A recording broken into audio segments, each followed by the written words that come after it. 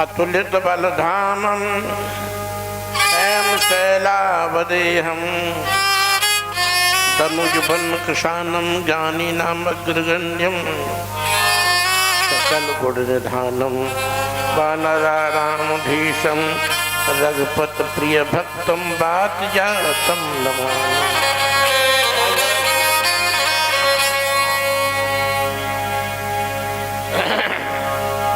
गंगा तरंग रमणीय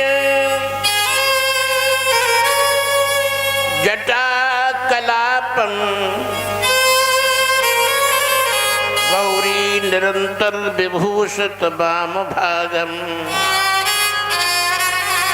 नारायण प्रिय मनंग मदापहरम वाराणसी पुरपतिम भज विश्वनाथम।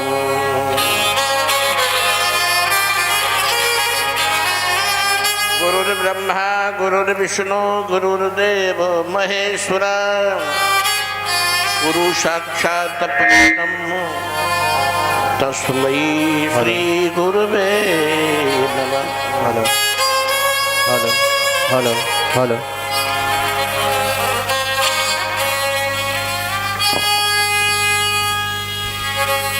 वाल्मीकि रामायण के आधार पर 11,000 वर्ष रहे, लेकिन अवस्था उनकी 16 वर्ष की बनी रही। ये नहीं कि 17 की भी वही हो, 16 वर्ष की अवस्था रही। भगवान श्री कृष्ण स्वभाव से वर्ष तक रहे, लेकिन अवस्था 16 वर्ष की रही, 17 की नहीं। न दाढ़ी जमी न मूछ जमी। तो वो शरीर से भी सच्चिदानंद है और स्वरूप से भी सच्चिदानंद है। हम आप स्वरूप से तो सच्चिदानंद हैं, लेकिन शरीर से सच्चिदानंद नहीं है। सत का अर्थ होता है 3 काल में जिसका विनाश न हो। न भूतकाल में हुआ है, न वर्तमान में है, न भविष्य में होगा। हर देश में होगा, हर काल में होगा, हर वस्तु में होगा, इसलिए वो सत्य है। नास्तो विद्यते भावो न भावो विद्यते सता उभयोरपि दृष्टो अंतुष्ट नयोस्तत्व दर्शवी। जो सत वस्तु होती है उसका कभी अभाव नहीं होता है और उसका कभी भाव नहीं होता है। असत वस्तु का अस्तित्व नहीं होता है और सत वस्तु का अस्तित्व होता है।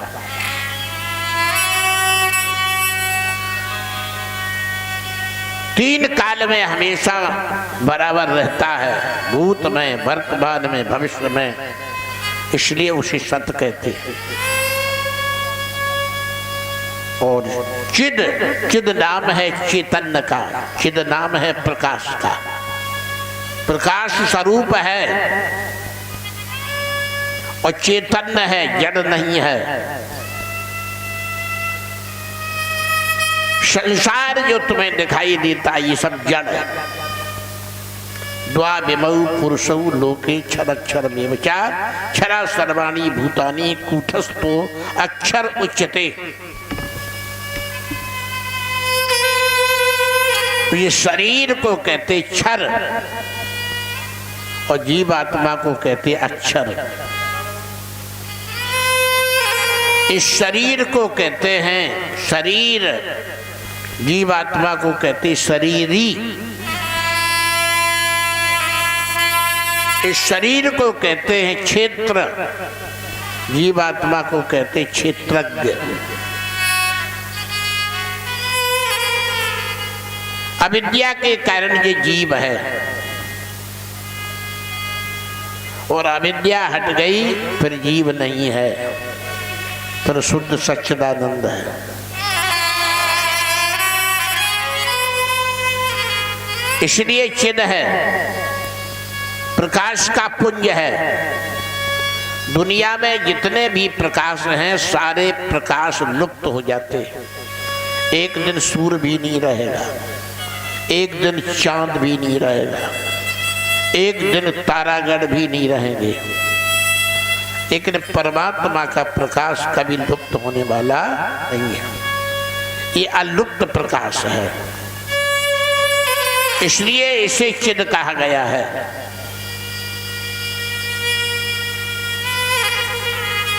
लाइट बनाई है हमने आपने, बड़े से बड़े,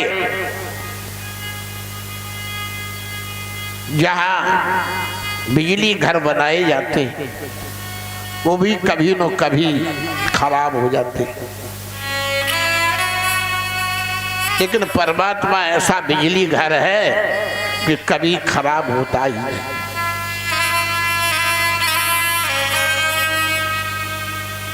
और घर घर में बिजली घर है नहीं है, घर घर में बिजली है लेकिन बिजली घर नहीं है। तो घर घर में बिजली घर नहीं है, घर घर में बिजली है लेकिन बिजली घर अलग भी है। इसी प्रकार से परमात्मा कण कण में है और अलग भी है।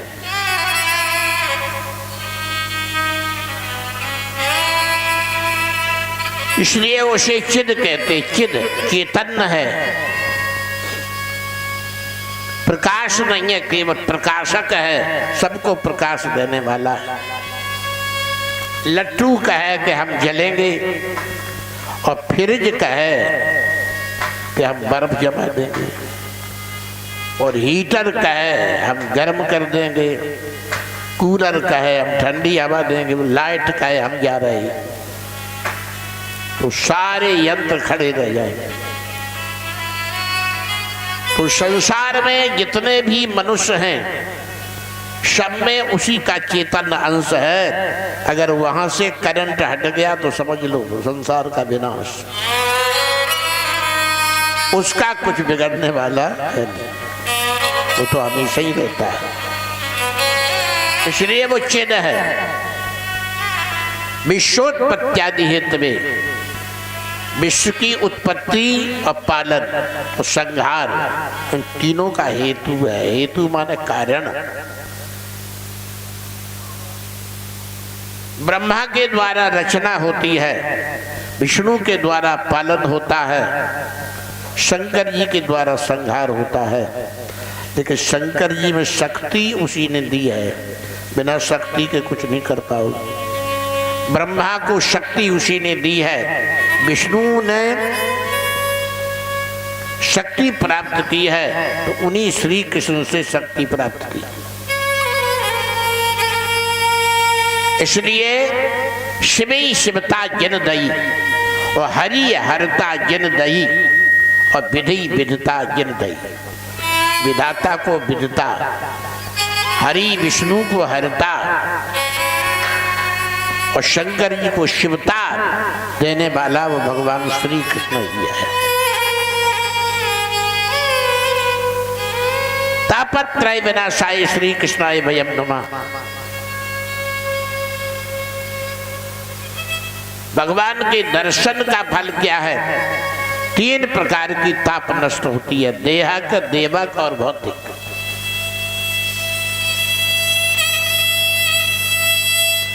भगवान के दर्शन मात्र से 3 प्रकार की ताप नष्ट हो जाती है। न तो कोई संसार की ताप उसे सता सकती है,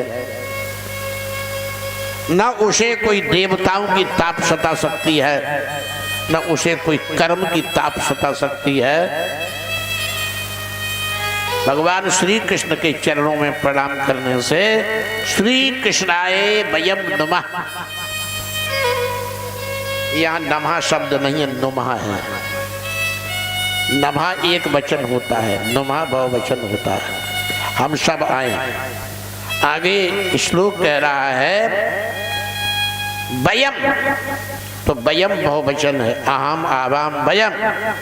इसलिए हम सब आए और भगवान श्री कृष्ण के चरणों में प्रणाम करें, तो हमेशा के लिए हमारी